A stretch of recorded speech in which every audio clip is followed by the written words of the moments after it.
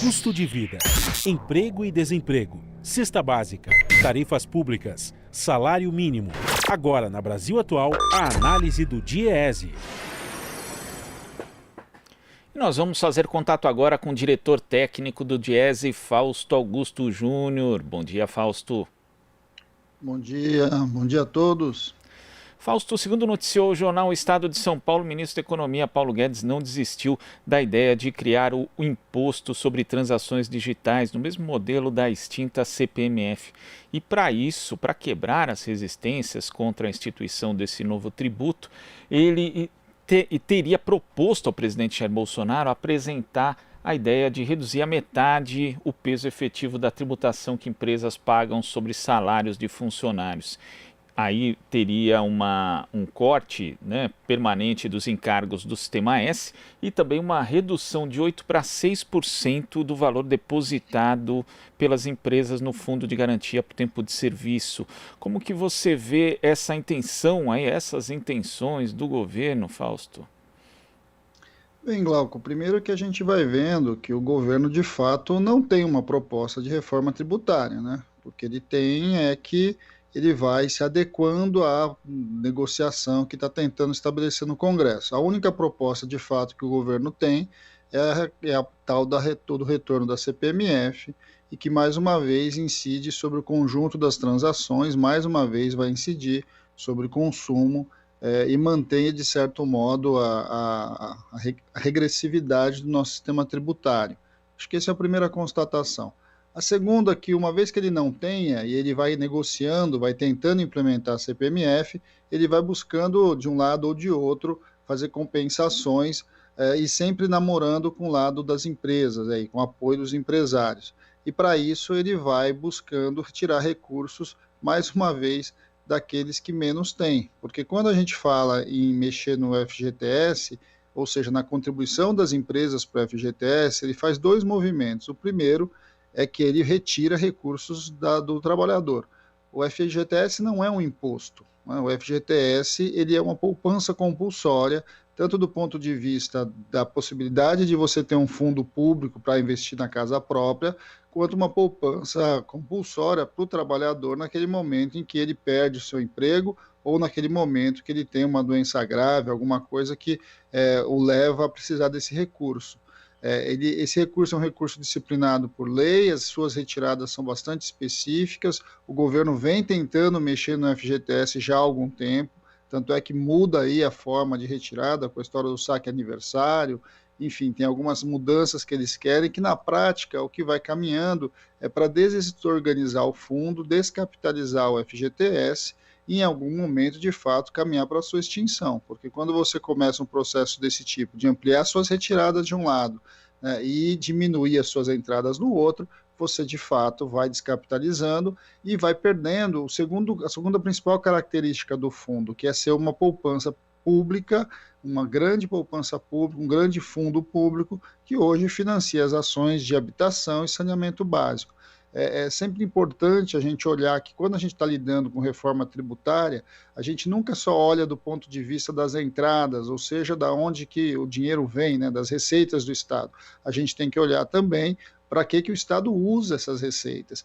Boa parte das discussões que o governo tem trazido tem mexido, inclusive, nas questões de vinculações.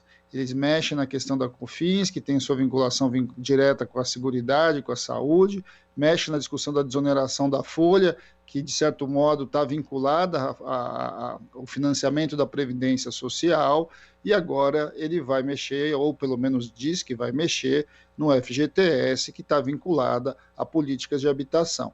É bom a gente olhar um pouco para esse cenário e tentar compreender, então, que o governo ele não tem uma proposta, mas ele tem intenções. A intenção clara dele é que ele vai retirando recursos de uma parcela dos trabalhadores para depois, de certo modo, financiar o conjunto aí de um imposto que vai atingir a todos nós. A grande maioria dos trabalhadores aí, Glauco, em especial os trabalhadores vinculados à carteira assinada, etc., eles acabam perdendo duas vezes, porque eles vão perder, de um lado, uma entrada de recursos que em algum momento ele retiraria, o FGTS é um salário indireto, você vai acumulando para um dia retirar dele, e vão perder porque eles vão pagar mais imposto sobre a CPMF. Na outra ponta, quem vai ser beneficiado são as empresas. É bom lembrar, Glauco, que o governo ainda tem falado na possibilidade de reduzir o teto da tabela do imposto de renda, o que é um outro absurdo. Em vez da gente ampliar, em especial para os mais ricos, a tributação, o que você está fazendo, ou pelo menos aparentemente é uma das propostas que está sendo aí analisada, ou está sendo mais um desses balões de ensaio que o governo tem colocado, é que ele vai caminhando para desonerar cada vez mais os mais ricos, em troca de aumentar a base de pessoas que contribuem, em especial pegando a metade mais pobre da população brasileira. Quer dizer, se essa proposta vingar, o trabalhador vai acabar abrindo ali o direito que tem a 1/4 dessa contribuição, né? Porque é uma redução de 8% para 6%, e ainda por cima, como você ressaltou, Fausto, vai pagar imposto, vai pagar a nova CPMF, enquanto que o empresário vai ter aí esse custo compensado. Isso sem contar que, na verdade, vai ficar intocado o caráter regressivo do sistema tributário brasileiro, ou seja, o mais pobre vai acabar continuando pagando mais e o andar de cima tranquilo. Aparentemente é isso que o governo faz. Ele retira cada vez mais de um lado e aí ele faz esse movimento o tempo todo.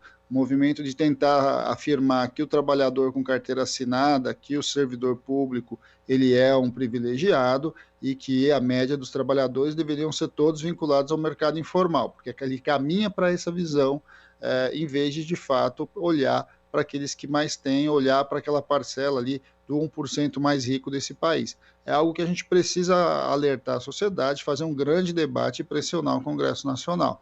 É bom lembrar também, Glauco, que no caso do FGTS, ao reduzir os depósitos do FGTS, você também vai reduzir a multa para as demissões, porque as multas para demissões, né, é bom lembrar, quando uma pessoa é demitida sem justa causa, há uma multa e essa multa incide sobre os depósitos realizados no FGTS. Então, quando você reduz os depósitos para o FGTS de maneira formal, de maneira efetiva, o que você vai ter lá na frente é que quando um trabalhador será demitido, a base de constituição dessa multa vai ser menor. Ou seja, o trabalhador vai perder no depósito, vai perder na multa e o conjunto da sociedade perde porque você facilita ainda mais o processo de demissão dos trabalhadores em geral. Algo que a gente já viu e vem acontecendo agora na pandemia. O Brasil tem uns sistemas mais flexíveis para demissão, você simplesmente paga a multa e demite o trabalhador, não interessa o motivo pelo qual você está fazendo a sua demissão, a empresa não precisa simplesmente prestar conta de nada, ela demite, paga a multa, e aí o governo faz dois movimentos, retira de um lado o recurso efetivo dessa poupança do trabalhador e na outra ponta vai acabar facilitando a demissão. Então é bom entender o que está acontecendo. O governo vai desconstruindo os direitos trabalhistas construídos a longas penas para implementar uma proposta da qual a sociedade já rechaçou em vários momentos. Eu acho que é bom dizer sempre isso. A CPMF teve sempre muita reação do conjunto da sociedade, uma vez que cotidianamente a gente acaba pagando mais impostos sobre o produto, sobre o consumo, em vez da gente tributar aí os super ricos. Eu acho que esse é o momento da gente inverter esse debate, é a hora da gente fazer um debate mais efetivo sobre quem paga a conta do Estado e quem é beneficiado por ele nesse país. E ao facilitar ainda mais esse processo de demissão, aumenta também, Fausto, a rotatividade de mão de obra, quer dizer, com pessoas, né, a gente já vem acompanhando aí todos os índices, os salários de admissão são menores do que eram, ou seja, a gente tem um rebaixamento ainda da renda do trabalhador de uma forma geral.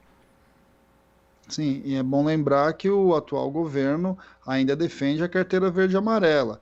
E a intenção deles, pelo menos, é o que está anunciado também, ou pelo menos o que está sendo colocado aí como balão de ensaio, diz que você vai desonerar totalmente os trabalhadores com um salário mínimo.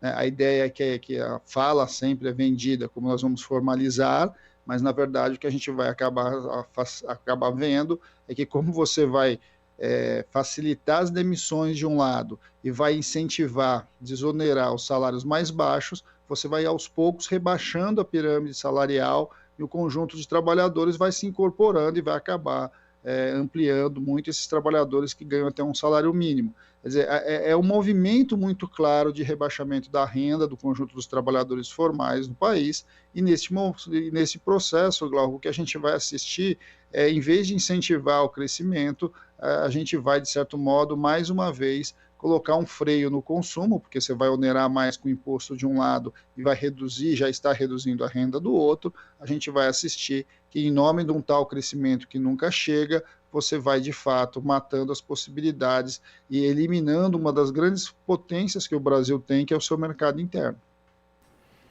Tá certo, Fausto. Muito obrigado pela sua participação aqui no Jornal Brasil Atual e até a próxima. Até a próxima, Glauco. Bom dia a todos. Bom dia. Conversamos aqui com o diretor técnico do Diese, Fausto Augusto Júnior. Aqui você ouve as notícias que os outros não dão. Jornal Brasil Atual.